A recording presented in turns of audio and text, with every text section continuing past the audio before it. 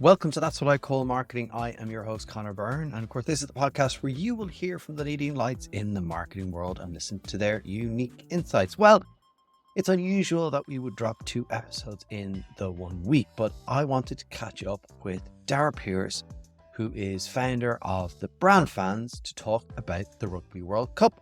And of course, it's really good to do that when it's all a bit timely, top of our minds. And of course, for some of us, it may still be hurting a little bit. But anyone listening in South Africa, well, you're obviously going to be celebrating.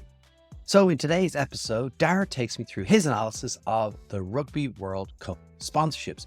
Who won? Who did what well from an international perspective? And also we take a quick look at some of the Irish sponsors and their journey through the Rugby World Cup, how they activated against it. And maybe did Ireland getting knocked out of the quarterfinal hurt their sponsorship activations a little bit? And of course, from all that, then we just gather some insights as we head into next year on how you can use them in your planning for 2024. So we're going to head right on into the episode. Of course, don't forget to subscribe wherever you are listening or watching to this episode. And if you need help using marketing to grow your business, get in touch with us at that'swhaticallmarketing.com. Today's episode of That's What I Call Marketing is brought to you by the Indie List, Ireland's leader for freelance marketing, creative and digital talent. The Indie List provides easy access to hundreds of highly experienced and vetted experts across the marketing services business, quickly and cost effectively. You can check out their full range of services at indielist.ie. Dara, thanks a million for joining me on That's What I Call Marketing. Great to have you here. Great to be here, Connor. Thanks for having me. No problem. Appreciate it. Well, listen, for anyone who's listening or watching who doesn't know who you are and what you do, just give us a brief introduction. Yeah, sure. So, Dara Pierce, I'm the founder of the Brand Fans. Brand Fans has been around for almost 12 years now. Prior to that, I was global head of sponsorship for Vodafone. So I would have worked in Formula One, Champions League, music, various properties like that. And although I consider myself a brand marketer all my life, I've actually worked in sponsorship for a little over 20 years now, so quite a long stint. The Brand Fans is an independent sponsorship consultancy. So as I said, we set up about 12 years ago, going strong.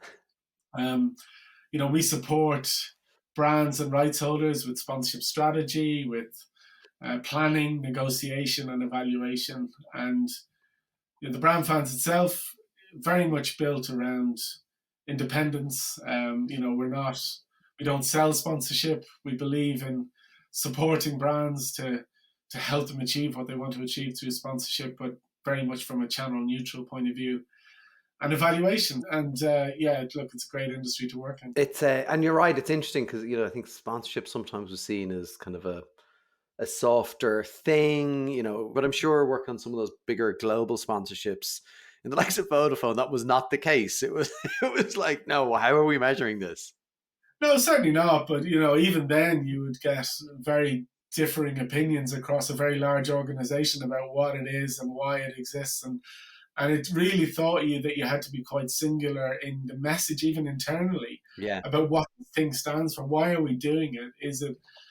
Are there solid outcomes that we're all jointly working towards, or is it a chairman's whim? But I think when you get it right, get the whole organization galvanized behind it, it's incredibly powerful. Yeah, and I think I know we're here to actually, just so everyone knows, we're here to talk about the Rugby World Cup, but I think this is really interesting because I think the why we're doing it thing is one of the most important things, and there can be a load of different reasons. Yeah, definitely. And I think, we'll actually see it as we go through it today, even amongst the 6 main sponsors of the worldwide partners of World Rugby. There are very different objectives, and you can see that clearly from what comes through. Well, listen, let's get into the Rugby World Cup, and you've done some analysis of the 6 global partners. Maybe first of all, tell me a bit about what and how you did that analysis. Yeah, sure. So we do this kind of once or twice a year when there's a major tournament on, or a sporting event, or a music festival. We take a look at the top sponsors and we track what they're doing from multiple different angles. And we do it. It's not as in depth an evaluation as we would do for a client, Yeah. but I think it gives us a nice sense of who's doing what, why are they doing it, what is the different approach that they've come at it for, and how effective have they been. So we're here watching these brands for a period of 3 months and observing their activation, measuring their activity, their reach, their engagement, the sentiment around that. But then the more qual side, which is desk research based, is looking at why are they there, Right. what's the alignment, or at least what are they saying the alignment is, and how do we feel about that alignment to the sport or to the thing that they are sponsoring. We'll talk a lot about assets. So what are the assets they're using to differentiate themselves? They're one of six. Yeah. How are they? What's their role within that? And you'll see that pop up, and I think it's probably a key learning. It's not revolutionary by any sense. It's been around as long as I have in sponsorship. This idea of having a sole and exclusive asset, a thing that's yours, Yeah. that no one else can touch in the tournament. And then we'll look at their activation as well. What do they do with it? And ultimately, we're actually ranking them. I mean, the ranking is useful from our point of view. It's a little bit of fun. Yeah.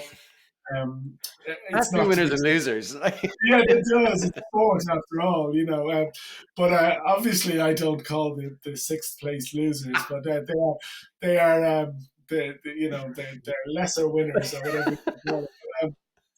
But we do it for fun, and we do rank them each week based on their activation. And what it allows us to do as well is, if we see something unusual during that week, we pop in and have a look and see what was going on there. What can we learn from this, and how do we do better as a result?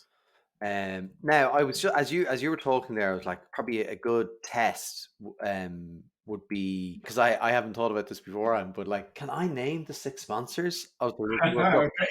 I watched a lot of it, so I'm gonna go with like the two top of mind were MasterCard and Capgemini. Yeah, very good. Yeah. And I stopped after that. I think it's really interesting, the difference between spontaneously being able to recall some of these sponsors versus me having to say, "Oh, do you remember?" And that's a very powerful thing in the measurement world, obviously, that we look at. And from a fan point of view, we're all we're fans, and we watch this and we spend hours in front of it. Yet, we can't always recall who those sponsors are. Right. Well, how do we want to go about this? I am going to start from the bottom end of the top six. That's one way of describing it. So I'll start off with a French brand, Societe Generale. So Societe Generale are a bank and financial services institution based out of France. So these guys, they were number 6 in our table. The alignment piece that they have with World Rugby centers around team spirit and commitment. This was really about Societe Generale's position in France, their reputation, they're kind of solid, really interested in the future of people, commitment to the public, all that sort of stuff. So, it has a very meaningful and deep role for them. But to look at we talked about assets. So their asset was the flag bearers. Okay. So so you see it before every game. There's a number of people holding flags as the teams walk out onto the pitch. So their asset exclusively to them would be to appoint someone or multiple people to do that. And my understanding is that it was very much a customer-based initiative for people around France and recognizing those. From an activation point of view, they supported the match predictor features. Predictors have been around for a while, but when we look at some of the other assets that other sponsors have, it drove a piece of engagement. It was decent, but it wasn't the most revolutionary, I suppose. Right, number 5. It's like a countdown. It is like a chart. Yeah, it is. Yeah. So this is one you didn't recall, but I suspect you will. It's Land Rover, and specifically Land Rover Defender. So Land Rover have been a supporter of rugby for quite some time. I think one of the reasons you might not have recognized this, which is quite interesting, is rather than use the Land Rover brand in all of the communications, they use the Defender brand. I was about to ask you about that. I was just wondering, because I saw that recently where they dropped Land Rover from Defender, and Yeah. just okay, that's really interesting. So that's maybe why I missed it. I mean, when you look at a value alignment piece, just to start off on that, it's pretty clear. It's strength, durability, versatility of the rugby player Yeah, and of the Defender brand. Land Rover have fit comfortably in rugby for some time, both domestically in the UK and internationally. So there's a fairly clear reason why they feel there's a strong value alignment there. A couple of really interesting bits. So their exclusive asset was the mascot or the ball carrier. So you'd see yeah, them walking out ahead of the players with the ball in hand. Powerful in terms of visibility that it gets. But what they did that was really nice here, there were 96 mascots across 48 games, and everybody who was appointed was selected for making a difference in their local right. communities. And probably the best example of that was in the opening match, which was obviously highly visible. Cyril Leroy was the official ball carrier, and he was the country's first, the founder of the country's first gay rugby club, Okay. and has a long-standing commitment to inclusivity and fighting homophobia. So putting him up front and center at the start of that was a real symbol of their intent, and got a lot of nice coverage. It was actually the top moment of the tournament for Land Rover, got the most activity, Okay. engagement, reach, etc. So really, really good across that. A couple of other notable things. So they had the trophy car, which traveled across France. It was a version Oh, of the Defender with the trophy in the back. There, the other one to mention, and you might not have seen this either, but heading into the final or the semi-final, there was coverage online of the All Blacks bus being blocked by a Land Rover Defender and no. couldn't get out of the training ground. So the All Blacks got out of the bus and picked it up and moved it to get it out of the way of the bus. So this broke on social. So cynical me is saying that that wasn't an accident, that all happened quite Oh, deliberately. I But hope so. I hope so. Although you kind of but I want, have if I was Land Rover, I'd want the All Blacks not to be able to move it to show how sturdy they. That's the only. yeah. But anyway. So for that reason, maybe it wasn't, and I'm too old and suspicious at this stage. But, either way, it got nice coverage. All the coverage was handheld mobiles, not Yeah, yeah. set up features. So who knows? So they came in fifth place again for most metrics. Apart from reach, they were fourth. Okay. So as a big brand, they would have a little more reach. But I like what they did, and I think it's a good alignment as well. So I think a little bit down the table, but I think a good job overall. Brilliant. Right, number 4. Who's next? Number four is Emirates. So again, Wow, I not one. could not have told you that. That's interesting. Well, interesting, yeah. So Emirates is kind of an interesting one in the sense that obviously They sponsor Emirates, everything. they're a big global sports sponsor. They are promoting themselves as a global brand with their international hubs, and very big on football and rugby and many, many other things. They don't talk a lot about the reason for being in rugby apart from global aspirations. They have talked about supporting the values of respect and discipline. So this is, Right. if you were to try and understand why they're doing it, it's respect and discipline are the key things they support, which are world rugby values Right. more so than Emirates. But that transferred into their asset, which was the referees. So if you're watching the referees closely, they're all branded Emirates That's so on their funny. shirt. That's so funny. Because like you do watch them. I honestly, that is Yeah. amazing. And I wonder, is it because they sponsor a lot of things that is there a sponsorship blindness, with some of these things? Like, is there a risk that you can over sponsor? Yeah, I mean, there is. I think there is if you don't give yourself a clear point of difference to stand out in that environment. I think you can definitely get Yeah. lost, even as a big brand, for sure. So, and ideally, you want that to be consistent. And so, if I were Emirates, I just want a little more consistency across what I do, because I think supporting the values of respect and discipline is fantastic and admirable. But whether it translates externally, I'm not so sure. So what they did in terms of activation, a couple of things to pick out.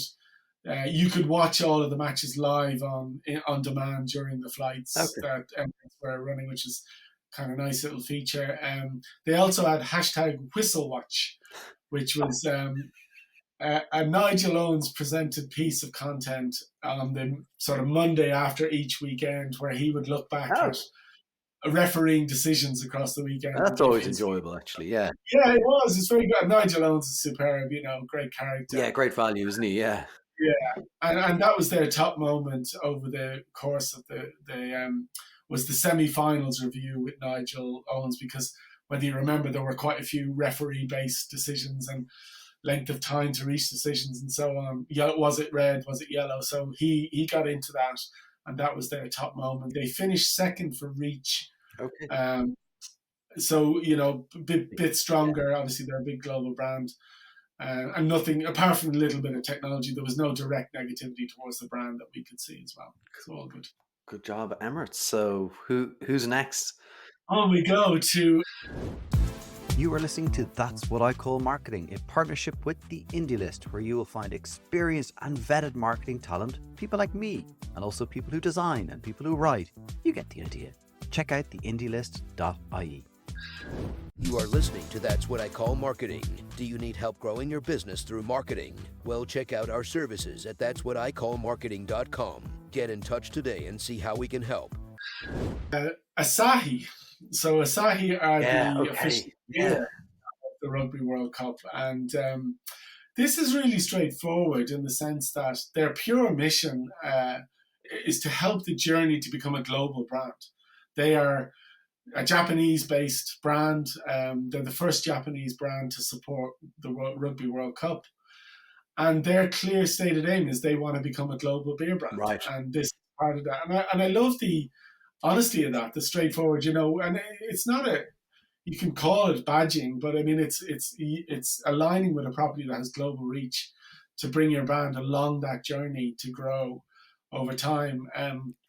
So, good on them. So their exclusive asset was the coin toss, which you see before each game. And that's guaranteed TV coverage that the broadcasters have to go to it beforehand.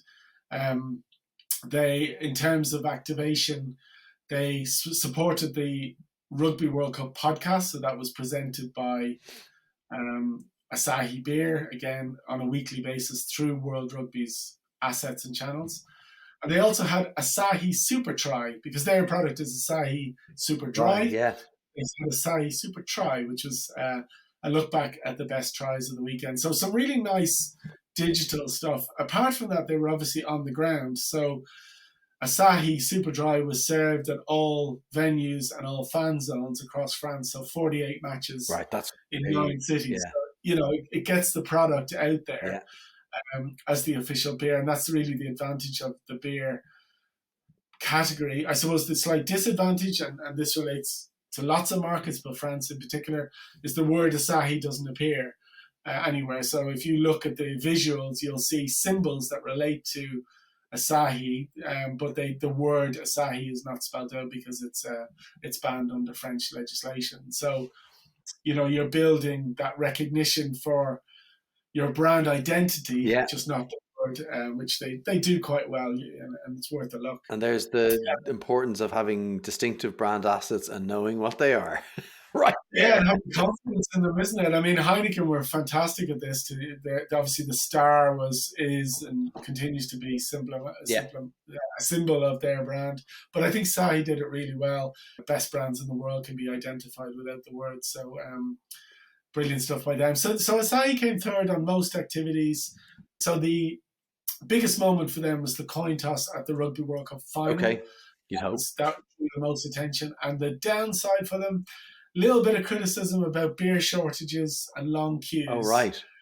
At the events themselves. So there was, again, you will always get that. And you will get people say, oh, the only beer I can buy is Asahi. You get that at every sponsored event. But there did seem to be a few logistical issues at some of the venues. So they would get a little bit of negativity around that. But all in all, I think good job by Asahi stepping up, global brand. So, number two. Number two was the surprise of the bunch for me. Another French brand that you mentioned in the beginning, which was Capgemini. So Capgemini are a kind of business transformation technology based French company. They look to transform businesses through the use of technology. Basically, they were actually previously a sponsor of World Rugby in 2007 when there was also a World Cup in France. And back then it was about delivering the kind of website and just, the basics, I suppose. But really, they upped their game this time round in 2023, where it was more of a digital transformation using data analytics, the cloud, and AI, which is really interesting to keep an eye on. Supporting fans in terms of some nice activation, but also making a more efficient use of data for teams and for coaches and administrators. So they seem to have played quite a valuable role. They talk about shared values of community, passion, team spirit, diversity. I think really, and that's great, but I think, they had a clear role here to come in and offer their services and be a more meaningful brand in the delivery of the tournament. Their activation, their asset was driven around fan data, around performance data. So I think one of the things to pick out, they had the game changers data. So basically after a game or after a weekend, they would have stats on the most successful tackles, the pieces of the game that they kind of drive out. And they did a nice top 10. I think their most popular hit was the most successful tacklers, which was Japan during the group stage. And that got lots of positive reaction from fans around the world. But I think it's a lovely sweet spot to take data from a match and transform it into consumable, real-time, enjoyable content and shareable content, really. And if you can crack that, you're really going to get something special. And Capgemini finished second for engagement, for sentiment, for levels of activity as a brand. I love the idea of just turning data into really interesting consumer content. It's not, and not necessarily always easy to do. And actually, that's really the association I had with them was data, like the data sponsor. Like that's, do you know what I mean? So they did I think they did a great job, kind of. Because I couldn't have told you beforehand who they were or what they did. So onto the top. We're not calling them the winner. No, not the winner. The number one, but not the winner. So very, very clear winner was MasterCard for this one. Long-time servant and supporter of rugby. A few interesting things to talk about. So, the clear role here is to support their ongoing platform of priceless experiences exclusively with MasterCard, which transfers to them being the official card of the tournament, providing opportunities for their customers, for assets in terms of, which we'll come on to talk to in a minute, but right through to how they transformed some of the normal kind of assets that are delivered to rugby. So to be a bit more specific, their main asset was the player of the match, and also the tournament player of the tournament, if you like. So this is an incredibly valuable asset. So it really shows when you look at the 6 assets of the different sponsors and you're looking what gets the most visibility, engagement, sentiment, this is right up there. It drove a huge part of their activity. But what I love here is a bit of innovation that MasterCard brought to this. So you'll be familiar with the typical presentation of player of the match, a shiny trophy presented and handed over. Well, the trophy was quite different for this.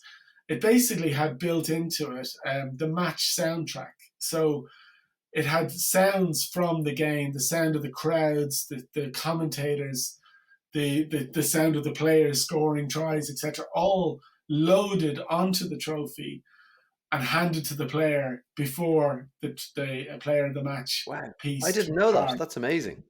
No, actually, if I had any sort of concern, is that not enough people knew about it, because it's a wonderful innovation. And they took it a step further for the semi-finals and finals. They basically engaged with some musicians around France, some youth up-and-coming musicians, and they recorded a soundtrack of the match and loaded that onto it. So Peter Steph Dutois, I hope I've pronounced that right, his trophy, actually, you can view it online, actually had a song recorded that describes what happened in the game. Wow. And they uploaded that. So I love this innovation, and maybe they didn't get the global recognition of such innovation, but I think it's a learning around sponsorship that you do the basics, you do it well, but bring a little bit of a firework, bring some imagination and innovation. And they came out first in everything, all around brilliant activation, and very much the dominant brand across this. So good on them. Amazing. And it's great, look, to like going through this and looking at it and taking out like the key learnings like that, you know what I mean? Like doing something, and it's, as you said at the start, and you've just proven it, that each of them have had a very different reason to be there and do what they did, and how they're going to internally measure it will be probably wildly different, you know? So that's great. And it's great to see that's, you know, that is the role of sponsorship. It can play a different role for a brand depending on what you need it to be. Yeah, definitely 100%. And it is about knowing your space, knowing, first of all, why you're there, have a very clear picture of that. Get to know the fans and the audience. I mean, this is marketing 101, but I love the idea of just showing up. But, for me, sponsorship gives a brand a great opportunity to show up, to be present. And whatever way you show up should absolutely scream your brand. It should be what we're all about, whatever that is. And you're right, different levels here, but all credible and relevant. I'll mention one watch out. Interestingly, we're seeing this trend across sponsorship around sustainability and the importance of sustainability, of sustainable tournaments, sustainable sponsors, rights holders, etc. And it's becoming it is the number one theme we're seeing at the moment. And interestingly, there is a seventh. There are many other partners of the Rugby World Cup, but there's one called Total Energies, who are an oil and gas company, and they are not one of the 6 sponsors, but they are a partner, and they exist in some guise. And they obviously got quite a lot of criticism, particularly from Greenpeace.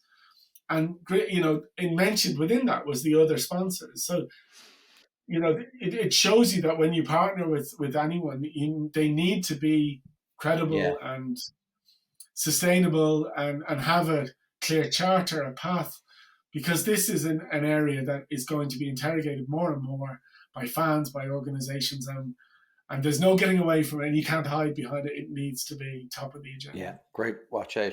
Let's quickly want to touch on some of the Irish, so they would have been partners of the Irish rugby team, obviously Vodafone being a key one. We've got, you mentioned Guinness. So let's talk quickly about those. Sure. I'll fly through a few of them. So let me just start with Aviva. Again, we kept an eye on this stuff. We didn't do our table or anything like that, but we had a look at what was going on. Aviva, not a huge amount of activity, but really benefited. Again, the Aviva Stadium sponsorship showing its value, I suppose. And what you had was the pre-World Cup Nation Series leading up to that, and a lot of exposure for Aviva and mentions, but not a huge amount beyond that. Canterbury, I will name, they're the official kit sponsor to the IRFU. Main thing to say, about them, obviously there was there would have been a big sales period with the new kit for them, so a lot of retail activity. Big one for them was they renewed their deal with the IRFU, and that was mentioned as well during the World Cup. Bank of Ireland, so a big time brand committed to Irish rugby across levels. Yeah, amazing.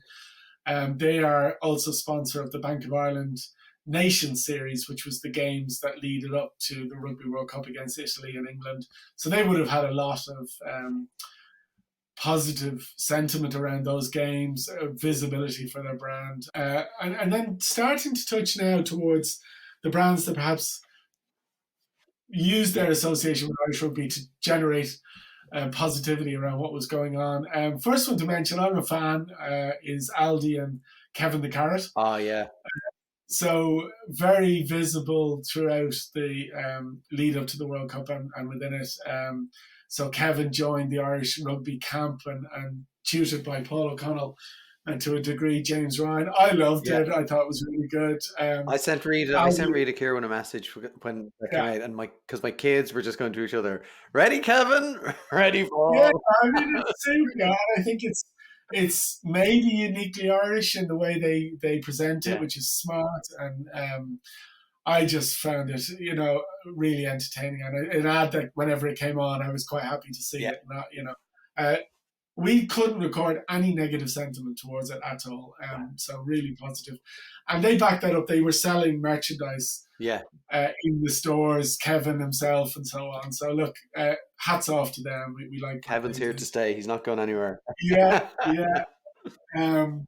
Shout out also particularly to Energia. So Energia had their basically Ireland 2024 possibly.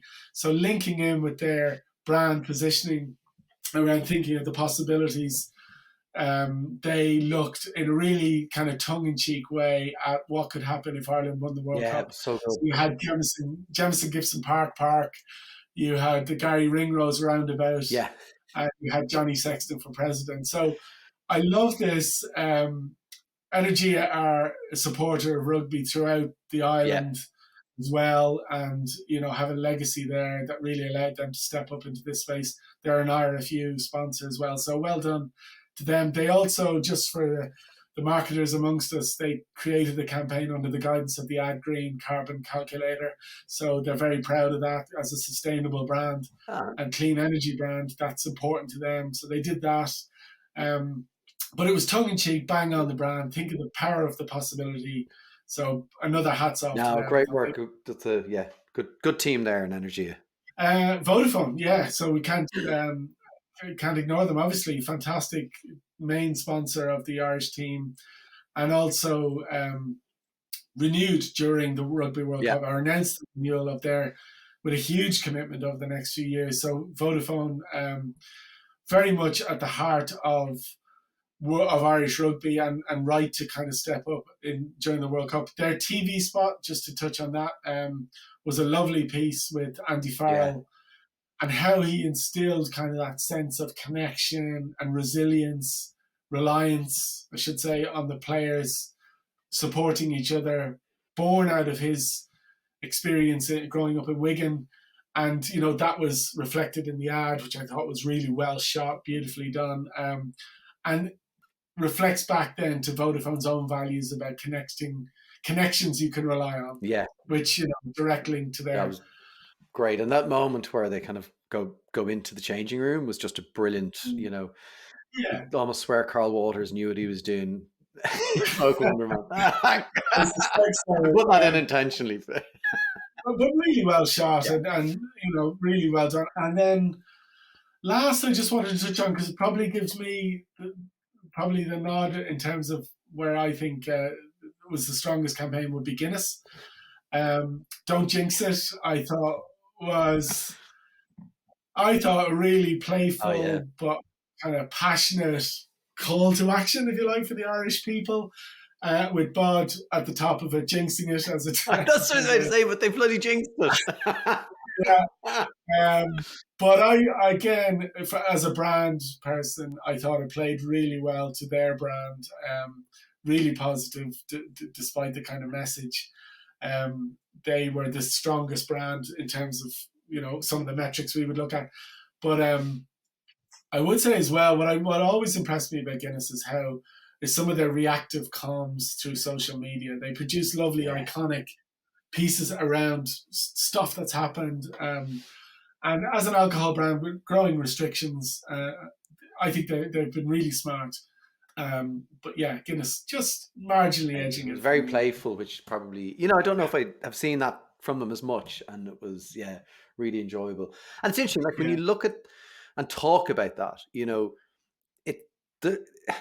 with the global partner or sponsors and partners and local, like there's a lot going on. So it has to be good to cut through and have people, know that you're supporting the team in whatever way. It's the Irish team, or if it's the overall tournament, you have to work hard to get good work. You do. And you do need to respect the rules. I think danger of becoming obsessed with, we want to be associated with the Rugby World Cup. That's not your place or your role. Think about your place. You're a supporter of Irish rugby, and all of these brands are serious supporters of Irish rugby. So they've earned the right to be there, to play a role. So understand the fans. And, and I think they've done a good job on that on this occasion. Brilliant. Dara, listen, thanks a million for taking us through the top six of the Rugby World Cup and looking at the Irish sponsors. It's it's been really interesting and fresh in people's mind, and lots of learnings. I think as people think about next year and planning, and another busy year with the Olympics next year, some kind of great insights there for people to take away. Yeah, absolutely. It was really enjoyable. Thanks for having me on. Brilliant. Well, I hope you enjoyed that episode of That's What I Call Marketing. Quick dip into the Rugby World Cup and seeing who the winners and not winners were, the top six, and of course, brilliant work done by the Irish sponsors. And that is it for this episode. Please do subscribe wherever you are listening. And if you want to follow us on all the various social media channels, you can find us on Twitter, _marketing, YouTube and Instagram on That's What I Call Marketing. And if you need help to grow your business through marketing, get in touch. That's what I call marketing.com and see how we can help. So until the next episode, thanks for listening or watching. That's What I Call Marketing. Thanks again to the Indie List for their support of this show. If you need experienced, excellent marketing talent, go to theindielist.ie. Don't go anywhere else. theindielist.ie.